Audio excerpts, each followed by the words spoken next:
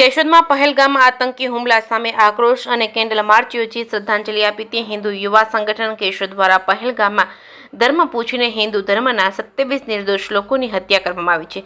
એ સંદર્ભે આજે શ્રદ્ધાંજલિ કાર્યક્રમ યોજવામાં આવ્યો હતો। કેશોદના 4 ચોક ખાતે ભગવાન શ્રીરામની પ્રતિમા પાસે કેશોદના વિવિધ સામાજિક સંસ્થાઓના હોદ્દેદારો, પદાધિકારીઓ, હિન્દુ યુવા સંગઠન કેશોદના હોદ્દેદારો, પદાધિકારીઓ, કાર્યકરો કેન્ડલ માર્ચ 4 ચોકથી શ્રી રામ મંદિર સુધી કાઢવામાં આવી હતી। શ્રી રામ મંદિર ખાતે પ્રાર્થના સભા યોજી શ્રદ્ધાંજલિ આપવામાં આવી હતી। જમ્મુ કાશ્મીરમાં 370ની કલમ દૂર કરવામાં આવ્યા બાદ પ્રથમ આતંકી હુમલો થયો છે, જેમાં પહેલગામમાં હુમલામાં 27 નિર્દોષ લોકો માર્યા ગયા છે, 20થી વધુ લોકો ઘાયલ થયા છે।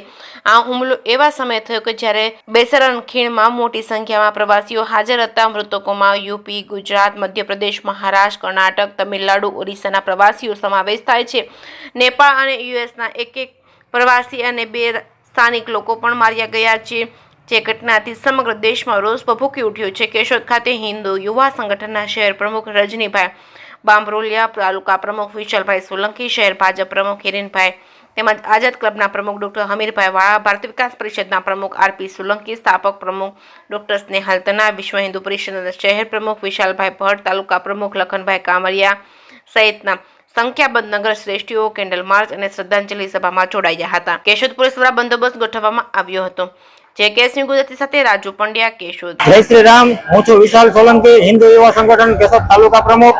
આજ રોજ કેશોદ હિન્દુ યુવા સંગઠન અને ભારતીય જનતા પાર્ટીના સંયુક્ત ઉપક્રમે આજે જે શ્રીનગરમાં જે પહેલગામમાં જે આપણે જ્ઞાતિ અને ધર્મ પૂછી અને જે ગોલી મારીને હત્યા કરવામાં હિન્દુના 27 લોકોની જે હત્યા કરવામાં આવી છે, એનો આજે કેશોદમાં 4 ચોક ખાતે શ્રદ્ધાંજલિ કાર્યક્રમ અને કેન્ડલ માર્ચ થી રામ મંદિર સુધી પહોંચી રામ મંદિરે તમામ 27 મૃતકોને શ્રદ્ધાંજલિ પાઠવી છે। ભગવાન શ્રી રામના ચરણોમાં એવી પ્રાર્થના કરીએ છીએ કે તમામ મૃતકોને ભગવાન અને આત્માને શાંતિ આપે એવી પ્રાર્થના કરીએ છીએ અને સરકારશ્રીને પણ વિનંતી કરીએ છીએ કે આવા હિન્દુ વિરોધી મુસ્લિમ સમાજના મુસ્લિમ આતંકવાદીઓને જે મુસ્લિમ આતંકીઓ જે હુમલા કરેલા છે એ અમે હિન્દુ યુવા સંગઠન સખ્ત વિરોધમાં એને વખોડીએ છીએ અને એની સખ્ત નિંદા કરીએ છીએ કે આવા હુમલા વારંવાર ન થાય એવી સરકારને પણ વિનંતી કરીએ છીએ કે આની ઉપર કાયદેસરની કાર્યવાહી થાય।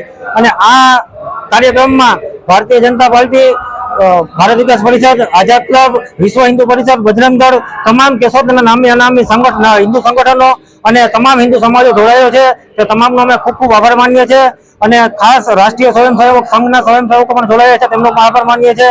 આવી જ રીતે હિન્દુ યુવા સંગઠનના તમામ કાર્યક્રમમાં આપ સૌ સાથ અને સહકાર આપો એવી વિનંતી અને હિન્દુ સમાજને આપણે એક સાથે રાખીને હાલીએ એવા તમામ સંગઠનો સાથે બેસીને પ્રયત્ન કરીએ। જય શ્રી રામ।